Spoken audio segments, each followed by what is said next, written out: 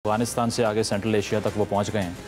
उनका social media और उनका मेन स्ट्रीम मीडिया अगर देखा जाए तो मेरा ख्याल है जिस किस्म की मिस इन्फॉर्मेशन वहाँ पर आपको दिखाई देती है, कुछ करने की शायद ज़रूरत है ही नहीं।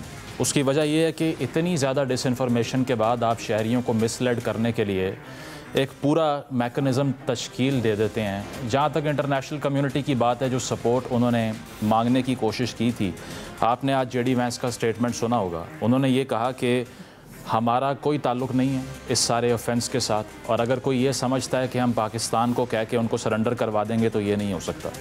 दैट मीन्स के जितने ग्लोबल प्लेयर्स हैं, चाइना तो पहले ही आपको पता है कि जो टेक्नोलॉजी चाइना ने पाकिस्तान को सप्लाई की, चाहे वो PL-15 हो, J-10s हो, JF-17s हो, उसी ने इंडिया को एक डॉग फाइट के अंदर इतनी बड़ी, मैं समझता हूँ कि एक हिस्टोरिक डिफ़ीट है। क्योंकि एक ऐसी फाइटिंग आर्मी, एक ऐसी फाइटिंग फोर्स जो कि 4 गुना आपसे बड़ी है, बजट के लिहाज से भी, स्टैंडिंग आर्मी के लिहाज से भी, इक्विपमेंट के लिहाज से भी, और उसके बावजूद आप ज़ेर करते हैं उनको। और ये जो राफेल जेट्स उन्होंने लिए थे बिलियंस ऑफ डॉलर्स के, $9 बिलियन की डील थी, और पर पीस ये $300 मिलियन का एक एयरक्राफ्ट था। यानी कि एक रात में आपने $1 बिलियन का नुकसान कर दिया उनका। तो इसके बाद जो फेस सेविंग उनको चाहिए थी, वो इन्फॉर्मेशन वॉरफेयर से वो पूरा करने की कोशिश कर रहे हैं।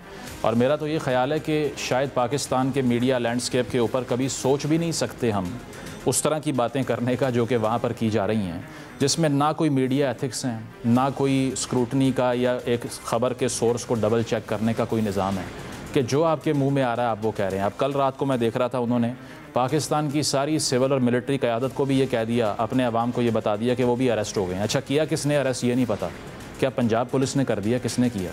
ऑन ग्राउंड आप ये नहीं है। हाँ, वही मैं कह रहा हूँ ना कि ऑन ग्राउंड ये सब कुछ हो रहा है। ना इसका कोई फोटोग्राफिक एविडेंस है, ना इसका कोई किसी भी नौयत का एविडेंस, जिस तरह पहलगाम का कोई एविडेंस नहीं है, इसका भी नहीं है। तो ये बहुत आसान है कि वन साइडेडली आप इस तरह का एक ऐलान करके चढ़ दौड़ें किसी भी मुल्क के ऊपर। मैं तो समझता हूँ इंटरनेशनल सिस्टम का भी बहुत बड़ा फेलियर है ये।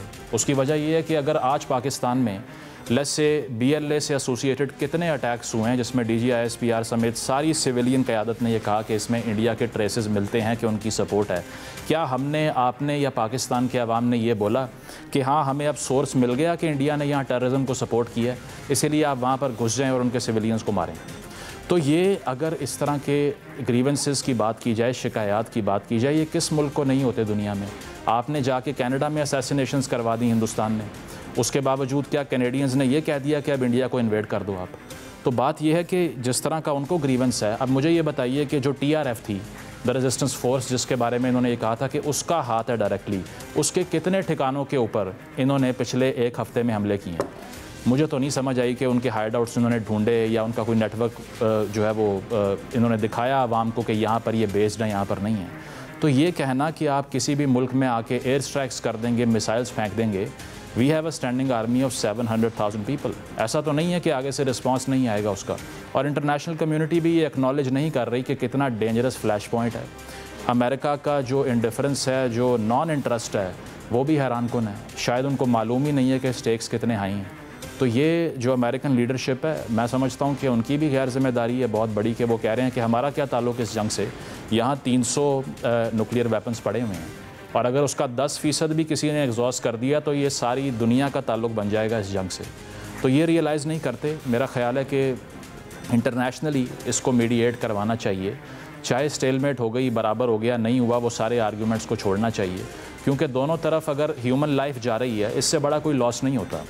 अब वहाँ की जो हुकूमत के ऊपर जंगी जनून सवार हुआ है, ये कितना ही आगे आप ले जा सकते हैं, कितने बिलियन डॉलर्स का आप नुकसान करवाएंगे?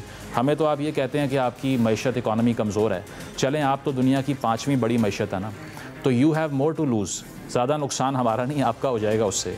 तो ये चीज़ है कि जिस तरह से डिसइंफॉर्मेशन मैंने देखी है उनके मीडिया लैंडस्केप के ऊपर, हैरत है मुझे कि कौन उसको बाय करता है। लेकिन सवाल ये है मुज़म्मिल कि क्यों, आखिर क्यों ऐसा बयानिया, क्यों ऐसी साजिश, क्यों कि बगैर सबूत के पाकिस्तान पर हमला कर देना, फिर इस तरह की फेक न्यूज़ भी फैलाना। गुज़श्ता रात हमने उनकी मीडिया फ्रेंजी देखी है, उनकी जानिब से ये भी कहा जाता रहा मकबूजा कश्मीर पर पाकिस्तान ने हमला कर दिया, अमृतसर पर पाकिस्तान ने हमला कर दिया। आखिर क्यों, इसके पीछे साजिश क्या है? देखिए, इसमें जो पॉलिटिकल पार्टी का जो सपोर्ट बेस होती है ना, उसने अपने वोटर को उसी तरीके से खुश करना होता है जैसे उसकी सपोर्ट ली होती है। अब चूंकि बीजेपी का बयानिया पिछले तीनों इलेक्शन में आप देख लीजिए, वो यही था कि कांग्रेस ने हमेशा पाकिस्तान पे हल्का हाथ रखा, कांग्रेस ने पाकिस्तान को हमेशा अपीज़ किया। इसीलिए अब बारी है हमें वोट देने की, ताकि हम मुंह तोड़ जवाब दें और उनको बताएं कि आप यहाँ आकर ये सब कुछ नहीं कर सकते। तो एक तो सिंतास मुआहदा था, क्योंकि उसमें आप देख लीजिए 2015 के अंदर भी इन्होंने उसकी मीटिंग्स कैंसिल की। पुलवामा के बाद इन्होंने कन्वे किया कि ये आउटडेट हो गया, पुराना हो गया है, अब इसको हमने मज़ीद आगे लेकर नहीं चलना। लेकिन वर्ल्ड बैंक चूँकि बीच में मौजूद था, अब उसका आर्टिकल 12 क्लॉज 3 ये कहता है कि अगर आपने इसको सस्पेंड करना है तो दोनों पार्टीज़ का आपको कंसेंट चाहिए। यानी कि पाकिस्तान अगर इनकार कर दे कि हमने रीनिगोशिएट नहीं करना तो ये मुआहदा सस्पेंड नहीं हो सकता। तो उनको सिंतास मुआहदा नहीं चाहिए था, क्योंकि तमाम एस्टिमेट्स के मुताबिक 2050 तक हिंदुस्तान एक वाटर स्केर्स कंट्री बन जाएगा, यानी कि वहाँ पर पानी रिसोर्स जितना उनको चाहिए उतना अवेलेबल नहीं होगा। तो अब उसको रीनिगोशिएट करने के लिए 5 घंटों में उन्होंने पूरे मीडिया लैंडस्केप पे ये खबर फैला दी कि ये जो वाक़या हुआ है पाकिस्तान से इसका ताल्लुक़ है। कितने लोग यहाँ पर आए, कितने को आपने आइडेंटिफाई किया, या फिर 4000 टूरिस्ट एक वैली में फिर रहा है, आपने 7 लाख की फ़ौज खड़ी की हुई है वहाँ पे और एक पर्सोनल नहीं है वहाँ पे। लोग वहाँ पर लिटरली जो ट्रांसपोर्ट के लिए जानवर होते हैं या घोड़े होते हैं, उनके ऊपर ज़ख्मियों को लेके अस्पताल लेके जा रहे थे। तो इस तरह का नैरेटिव फैलाया इसीलिए गया, जो आपका सवाल था, क्योंकि वो उसी बयानिए को तक़वियत देता है, एम्पावर करता है, जिससे ये आए हैं इस इंतखाबी जीत के बाद। अब इस बार आप ये याद रखिए कि जो बीजेपी की सपोर्ट बेस है वो उतनी नहीं है। अलाइड गवर्नमेंट है, 53-54% की मेजॉरिटी से हुकूमत कायम की है इन्होंने, तो इनको पॉपुलैरिटी में इजाफा चाहिए था, जो मिल गया है। अब आप देख लें कि मुझे इंडियन लिबरल्स के ऊपर और वहाँ के लेफ्टिस्ट के ऊपर भी हैरत है कि शशि थरूर की तरह के लोग कह रहे हैं कि it's a moment of pride for India. आप तो सारी ज़िंदगी ये बताते रहे कि आप जंग के ख़िलाफ़ हैं, आप तो पैसिफिस्ट थे, आप तो अमन की बात करते थे, लेकिन आज आकर उनको भी बीजेपी की हुकूमत की तमाम कार्रवाइयाँ बेहतरीन लग रही हैं। बरखा दत्त साहिबा के ट्वीट्स देख लीजिए आप। मुझे तो लगता है कि वहाँ पर कोई 1% भी डिसेंट वाला बचा ही नहीं है जो अपनी हुकूमत से सवाल करे कि टैक्स हमने आपको दिया था, सिक्योरिटी आपने हमें प्रोवाइड नहीं की, और आपने सिर्फ ये बता दिया कि बॉर्डर पार से ये सब कुछ हुआ है, तो जो मैंने आपको टैक्स दिया उसका क्या बना। तो ये